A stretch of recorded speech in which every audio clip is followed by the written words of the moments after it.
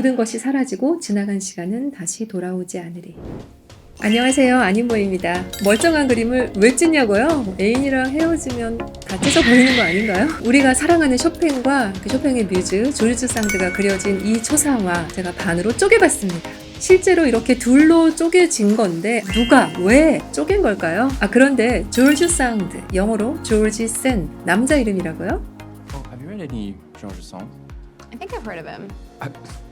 That's her.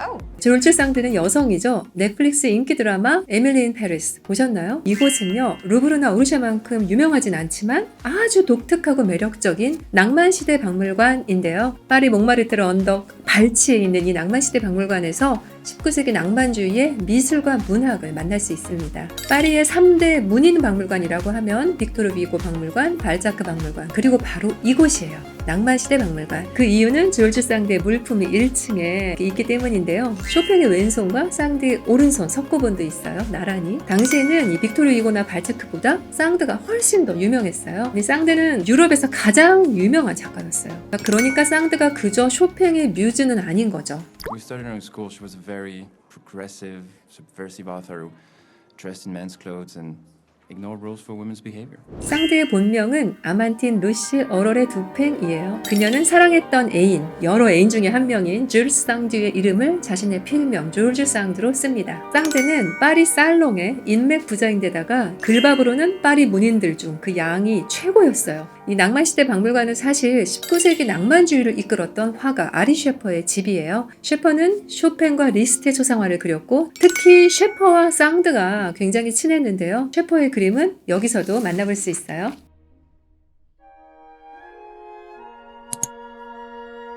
19세기 낭만주의의 작곡가들 리스트, 로시니, 쇼팽, 상드, 화가 들라크로아와 이 셰퍼 그리고 소프라노 폴린 비아르도 등등의 많은 예술가들이 바로 이 셰퍼의 집에서 매주 금요일 저녁마다 모였습니다. 미술, 시문학, 음악에 대한 토론 그리고 음악회 등등이 바로 이 살롱에서 열린 건데요. 얼마나 멋진 시간이었을지 상상이 되시나요?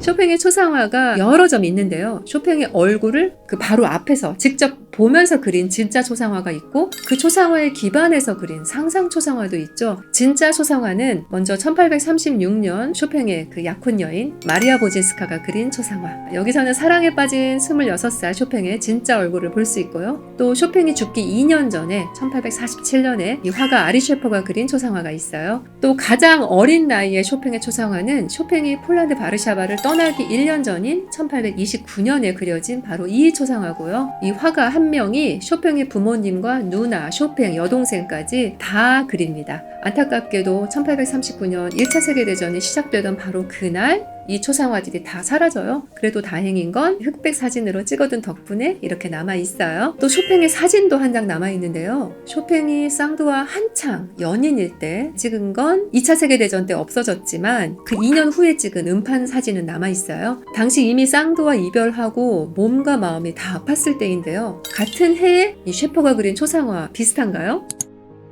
쇼팽의 진짜 눈빛, 진짜 얼굴을 만날 수 있는 초상화. 저는 바로 외젠 들라크로아의 붓끝에서 탄생한 초상화라고 생각해요. 이 초상화는 많은 음반이나 악보의 커버로 여러분들 익숙하시죠? 와라우의 쇼팽 앨범들이 있어요. 본래 쇼팽의 이 초상화를 알고 계신 분들이 많으실 텐데요. 원래는 이렇게 옆에 상드가 있었던 거죠. 들라크로아의 이 쇼팽 얼굴에서는요, 쇼팽의 강한 내면과 슬픈 내면이 동시에 드러나서 가장 인상적인 것 같아요. 특히 들라크로아는 파가니니의 초상화도 이렇게 마치 실제로 연주를 하고 있는 것처럼 생생하게 그렸을 정도로 음악가의 음악을 고스란히 초상화에 담은 화가예요. 들라크로아가 파가니니 콘서트를 직접 보고 와서 그린 그림이기도 하고요. 상드가 쇼팽과 연애를 시작했던 1838년, 쇼팽은 28살, 상드는 6살이 많은 34살이었는데요. 들라크로아는 상드의 부탁으로 이 그림을 그리게 됩니다. 실제로 들라크로아는 초상화를 그리기 위해서 업라이트 피아노를 작업실에 들여놨고요. 지금 보시는 이 초상화는 후대의 어떤 화가가 둘의 초상화를 다시 그려서 채색한 거예요. 들라크로아가 한 건 아닙니다. 쇼팽은 뭔가를 연주를 하고 있고 상드는 얌전히 앉아서 바느질을 하죠. 우리가 아는 혁신적이고 진보적인 상드의 모습은 아니죠. 쌍드와 쇼팽은 8년 후에 헤어지죠. 연인이 헤어지면 같은 도시에 살면서 한 번쯤 스칠 수도 있는데, 물론 쌍드는 노왕의 별장에도 자주 가서 살았죠. 뭐 이렇게 안 부딪히기도 힘든데요. 실제로 딱 한 번 두 사람이 누군가의 살롱에서 만나요. 서로를 알아보지만 목례 정도만 하고 바로 뒤돌아서 각자의 길을 갔다고 합니다. 또 쇼팽의 장례식에 쌍드는 오지도 않았고요. 오히려 들라크루아가 쇼팽 곁에 계속 있어줬어요. 사실 쌍드는 쇼팽하고만 연락을 안 했지 나머지 모든 사람들과 계속 잘 지냅니다. 인맥 부자였던 쌍드에게 이전 애인은 그저 죽은 사람이었죠. 들라크루아는 이 그림을 죽을 때까지 간직을 하는데요. 들라크루아가 죽은 후에 이 그림은 누군가의 소유가 됩니다. 문제는 이분이 쌍드의 위대한 존재감을 익히 알았던 터라 바로 이 그림이 둘로 나눠진다면 하나는 쌍드의 초상화로 또 하나는 쇼팽의 초상화로 이렇게 두 점의 초상화를 팔 수가 있게 된다는 계산 하에 이 그림을 잔인하게 둘로 쪼갭니다. 쌍드는 좀 더 크게 나오게 자르고 쇼팽은 겨우 얼굴만 나오게 이렇게 잘라내게 된 거죠. 그럼 들라크루아의 두 개의 초상화는 어떻게 됐냐고요? 마치 쇼팽과 쌍드가 결국은 이별한 것처럼 두 초상화는 각각 쇼팽 초상화는 루브르에, 쌍드 초상화는 코펜하겐 미술관에 따로 떨어져서 걸립니다. 제가 쓴 그림 클래식 책 루브르에서 쇼팽을 듣다에 바로 이 초상화 이야기가 써 있어요. 특히 이 챕터의 제목이 바로 루브르에서 쇼팽을 듣다인데요. 제가 몇 문장을 읽어볼게요. 초상화로도 이별하게 된 두 사람. 이후 알려지지 않은 화가에 의해 두 점의 그림은 다시 만나 새로 그려집니다. 두 사람은 이렇게라도 함께하네요. 쇼팽과 쌍드의 사랑과 이별은 가격으로는 매길 수 없는 가치를 지닙니다. 쇼팽은 가슴 아픈 이별을 해야 했지만 우정어린 들라크루아의 화폭에서 언제든 다시 사랑할 날을 기다리고 있어요. 사랑으로 넘쳐난 도시 파리는 이별 또한 넘쳐났어요. 이별의 노래의 가사처럼 모든 것이 사라지고 지나간 시간은 다시 돌아오지 않으리. 쇼팽의 이별의 노래, 쇼팽이 20대 초반에 작곡한 24개 연습곡 중 오퍼스 10의 세 번째 곡이죠.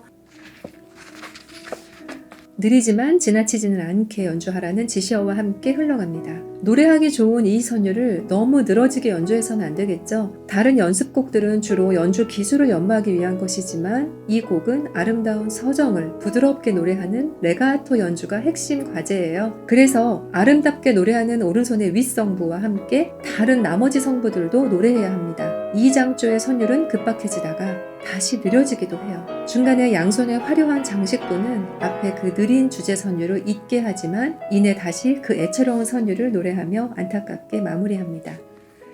쌍드와 쇼팽의 그 사랑과 이별은 파리의 낭만살롱에서 그리고 루브르에서 이렇게 부드럽게 우리의 심장을 파고듭니다. 언제 이별할지 모르는 우리 함께 있는 시간 동안 최선을 다해 사랑해요. 제가 지난해에 집필한 루브르에서 쇼팽을 듣다 2024년 1월에 출간됐는데요. 이 책을 펼치면 내 방이 클래식 공연장이 되고 미술관이 되는 마법이 시작됩니다. 이 그림과 클래식으로 위로와 힐링, 치유의 시간을 꼭 경험해 보세요. 주변 분들께도 꼭 선물하시면 좋겠습니다. 파리에 또 하나의 미술관, 바로 오르쉐가 있죠. 에밀리 인 파리스에서 까미유와 가브리엘의 이 달달한 시간, 르누아르의 댄스 시리즈, 도시의 댄스와 시골의 댄스 앞에서 프로포즈를 한다니 이보다 더 로맨틱할 수 있을까요? 이 그림에는 어떤 음악이 어울릴까요? 루브르에서 쇼팽을 듣다 해서 들어보세요. 클래식과 일상을 연결합니다. 구독과 좋아요, 알림 설정 꼭 부탁드려요. 고맙습니다.